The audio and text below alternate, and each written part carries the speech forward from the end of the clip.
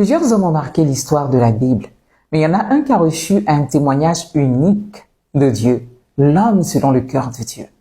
Alors, je suis sûre que tu imagines déjà qui c'est. C'est le roi David.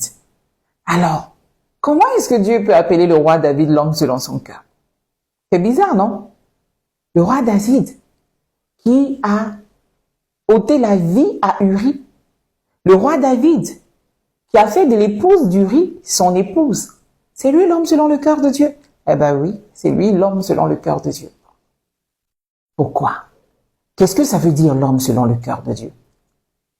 Quand on regarde un peu l'histoire du roi David, ce qu'on remarque, c'est que c'est un homme humble, un adorateur de Dieu, un intime de Dieu.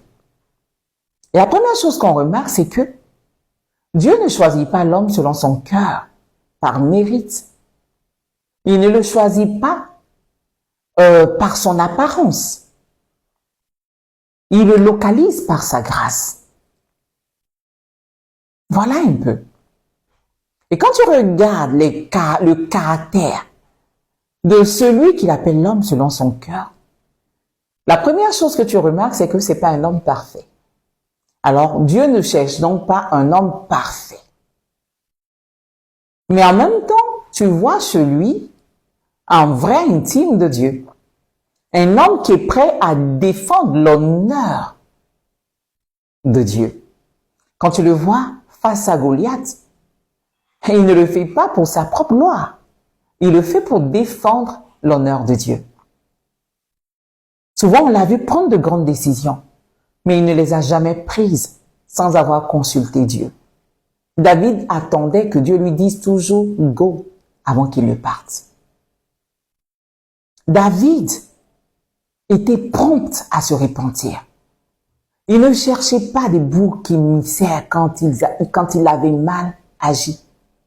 Dans le cas où il ôte la vie à Uri, où il prend Bathsheba, mais quand Dieu lui envoie le prophète, tout de suite il reconnaît son erreur. Il ne cherche à justifier quoi que ce soit.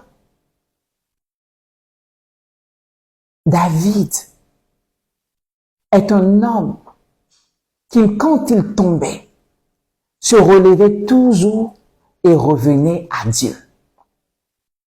Même quand Dieu le frappait. L'homme selon son cœur, c'est un peu ce que je viens de dire. C'est pas un homme parfait.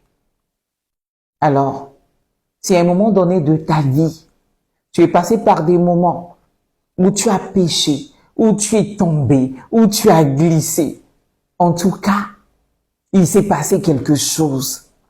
Et tu te dis aujourd'hui, est-ce que Dieu me voit toujours de la même manière? Est-ce que Dieu peut m'accepter dans sa présence? Est-ce que Dieu peut m'aimer? Oui, bien-aimé, Dieu peut t'aimer. Et Dieu t'aime encore. Il t'aime déjà même. S'il a aimé David, jusqu'à dire de David que David est l'homme selon son cœur, Dieu t'aime aussi. Avec l'histoire de David, je pense que Dieu veut nous faire comprendre que nos péchés ne font pas de nous des ennemis de Dieu. Non, au contraire. Il nous attend. Sa main est toujours tendue. Il veut que nous puissions nous relever et revenir à lui. Il veut que nous reconnaissions le mal que nous avons fait, que nous nous repentons d'un cœur sincère, profondément, et que nous revenons à lui. Parce que ce qui nous éloigne de Dieu, ce n'est pas le péché. C'est le fait de pécher, de tomber et de ne pas vouloir se relever et de continuer de vouloir demeurer dans le péché qui nous éloigne de Dieu. Alors, toi aussi, tu peux être l'homme ou la femme selon le cœur de Dieu.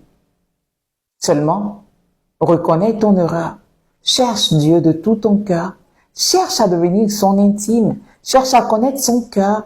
Cherche sa volonté dans tout ce que tu fais. Qu'il soit le premier dans ton cœur. Défends son honneur. N'aie pas honte de parler de Jésus. N'aie pas honte de le faire connaître autour de toi. L'homme selon son cœur n'est pas un homme qu'il choisit par mérite. C'est juste par sa grâce. L'homme selon le cœur de Dieu est en toi. Il est en moi. Il est en tous ceux qui veulent vraiment devenir l'homme ou la femme selon son cœur. Demeure béni, bien-aimé. À partir de maintenant, que tu t'y mettes. Parce que demain, il faut que Dieu rende un témoignage vraiment glorieux de toi. Amen.